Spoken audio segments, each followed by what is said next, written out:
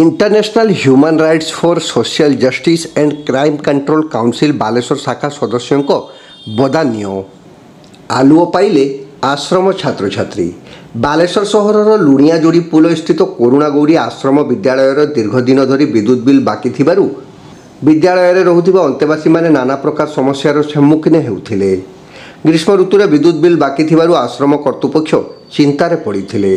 छात्र छात्री मानकु पढ़िबारे सृष्टि हेउथिला बाधा। खबर पाई international human rights for social justice and crime control council Baleswar शाखार सदस्य माने सभापति आईनजीवी प्रज्ञा पारमिता विश्वाड़ों निर्देश क्रमे बकेया थिबा समस्त विद्युत बिल पैठ करिसेंती। वर्तमान अंतेवासी मानक मुहरे फेरिछि हस।